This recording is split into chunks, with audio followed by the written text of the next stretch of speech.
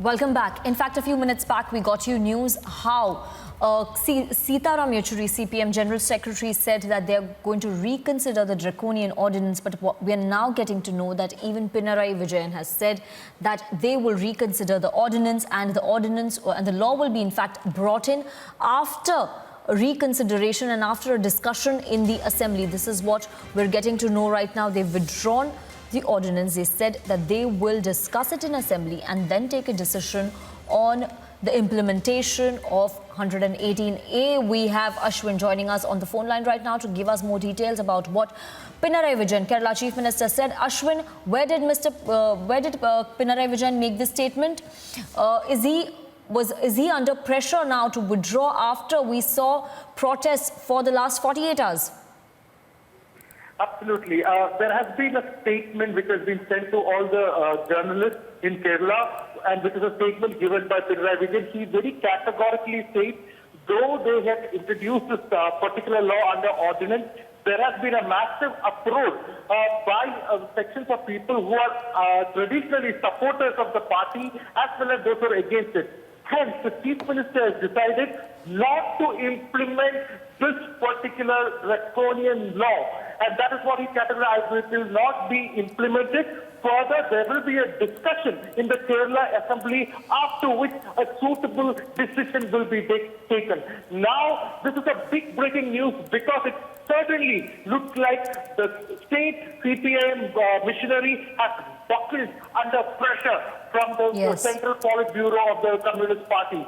So after Sitaram Yechury's comment, it has immediately, the statement has come from Chief Minister Pinarayi Vijayan that he will be withdrawing this. It will not be implemented, which means 118A ordinance which was implemented through an unconstitutional ordinance. Yeah, so Ashwin, I would like to hold you on for a bit, because we have CP John of Communist Marxist Party joining us on the phone line right now. Sir, your first response on the Kerala government withdrawing the contentious law? Yeah, this is a victory of the people, because the CPIM could not withstand the public pressure, and they have to withdraw it. I appreciate the stand taken by Sitaram Yechury and the Politburo of the CPM in this regard. But I remind Pinarayi Vijayan that he has been doing this for several years.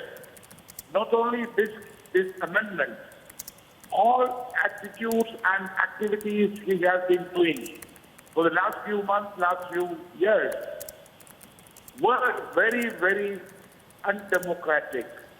And he is facing inquiry from the central agencies regarding the smuggling inside his office, the smuggling racket inside his office.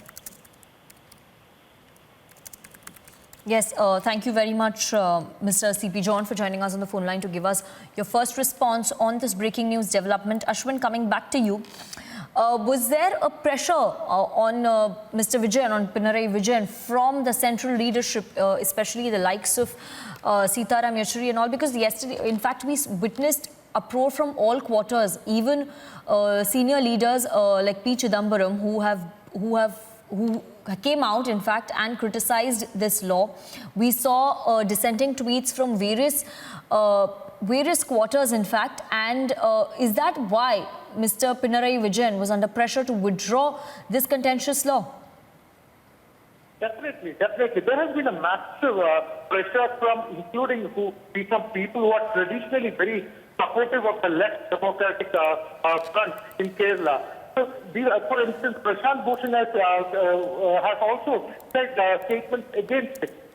So it is very, very clear that the state government is buckled under pressure. Because, Sanika, it's very important to note that it's just in another 20 days, there is the local body elections are going to take place across over 12,000 wards in Kerala. So it's something like this, which is so anti-freedom of people, anti-freedom of speech, can definitely tarnish the state government's image.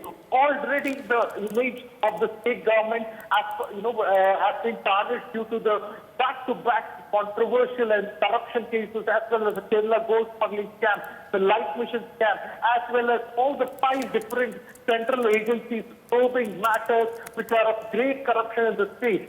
So all this put together, it has certainly tarnished the image of the state. Adding to this, an ordinance route used, which is again, many legal experts say, is undemocratic, as we used to implement this particular section, which gives too much power to the state machinery, is certainly has put him under pressure, and he has buckled under pressure. That is for sure, Sanika. Yes, in fact, Ashwin, we also had a slew of reactions coming in attacking the left government for introducing the ordinance in the first place.